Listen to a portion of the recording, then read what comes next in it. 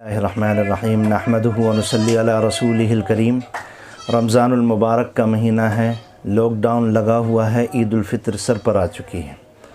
ہر مسلمان کو فکر ہے کہ کیا ہونا ہے۔ ہم سب اللہ تعالیٰ سے دعا کرتے ہیں کہ اس صورتحال کو ہمارے حق میں پھیر دے اور ہمیشہ کی طرح ہم ان سال بھی اجتماعیت کے ساتھ اپنے شہروں کی عیدگاہ کے اندر شان و شوکت کے ساتھ عید کی نماز ادا کر سکیں۔ اللہ سے ہم دعا کرتے ہیں۔ لیکن اگر صورتحال نہیں بدلی اور حکومت کی طرف سے احتیاطی تدابیر کے ساتھ بھی اجازت نہیں ملی تو ہم عید کی نماز کہاں اور کیسے پڑھیں گے؟ یہ آج بھی اس ویڈیو میں اسی موضوع پر بات ہوگی۔ مختصر بات یہ ہے کہ عید کی نماز کے لیے وہی شرطیں ہیں جو جمعے کی نماز کے لیے شرطیں ہیں، یعنی جس علاقے میں، جس گاؤں میں جمعے کی نماز ہو سکتی ہے وہاں عید کی نماز ہو سکتی ہے۔ جس گاؤں کی آبادی 3000 ہو اور وہاں ضروریات کے تمام سامان ملتے ہوں وہ بڑا گاؤں کہلاتا ہے، اس میں عید کی نماز، جمعہ اور عید دونوں کی نماز درست ہے۔ اور جو گاؤں اتنا چھوٹا ہو جس کی آبادی 3000 سے اتنی کم ہو کہ وہاں ضروریات کے سامان بھی نہ ملتے ہوں تو وہاں جمعے کی نماز بھی نہیں ہوگی اور وہاں عید کی نماز بھی نہیں ہوگی۔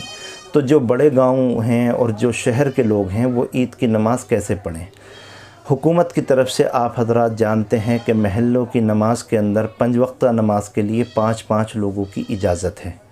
میں تمامی حضرات سے درخواست کروں گا کہ عید کی نماز بھی 5 لوگ اپنی اپنی مسجدوں میں ضرور ادا کریں۔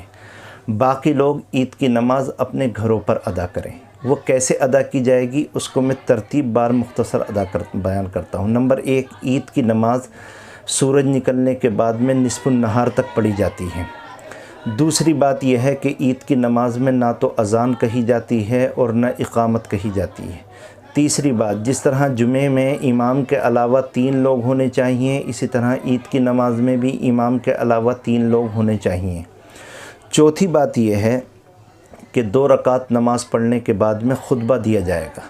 یہاں اتنی بات یاد رکھیں کہ جمعے کا خطبہ پہلے ہوتا ہے اور وہ واجب ہے، اور عید کا خطبہ نماز کے بعد ہوتا ہے اور وہ سنت ہے۔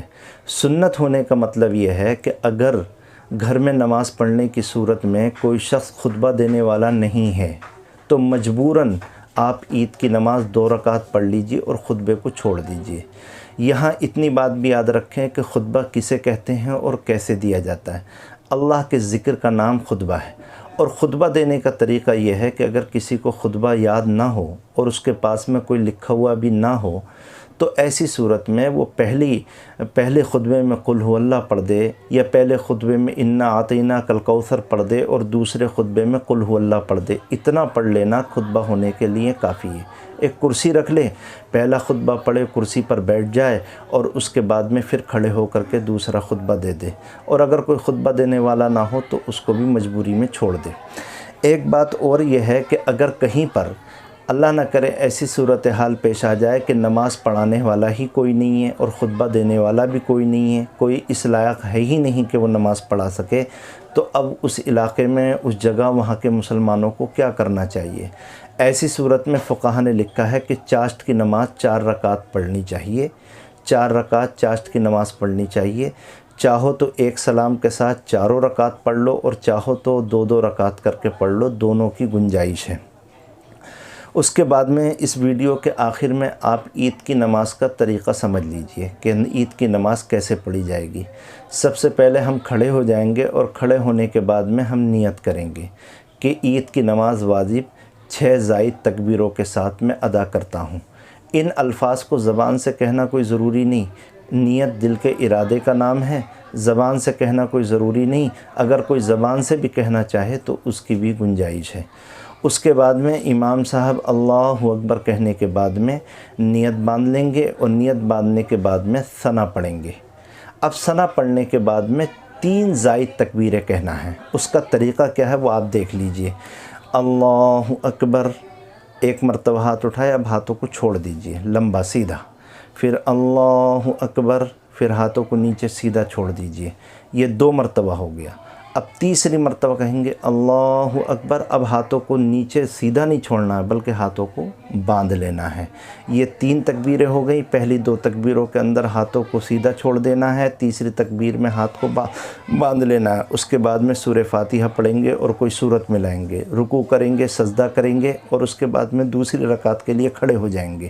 دوسری رکعت میں کھڑے ہونے کے بعد میں سورہ فاتحہ پڑھیں گے اور کوئی سورت ملائیں گے۔ اس کے بعد میں رکوع سے جانے سے پہلے 3 زائد تکبیریں کہنا ہے۔ اللہ اکبر، ہاتھوں کو چھوڑ دیں گے سیدھا۔ اللہ اکبر، اب بھی ہاتھوں کو سیدھا چھوڑ دیں گے۔ اللہ اکبر، اب بھی ہاتھوں کو سیدھا چھوڑ دیں گے۔ یہ 3 زائد تکبیریں ہو گئیں۔ پھر چوتھی تکبیر کہیں گے اللہ اکبر اور ہاتھوں کو اٹھائے بغیر آدمی رکوع میں چلا جائے گا۔ رکوع کریں گے، سجدہ کریں گے اور جیسے اور نمازیں پڑھی جاتی ہیں ویسے ہی اس نماز کو بھی پورا کریں گے۔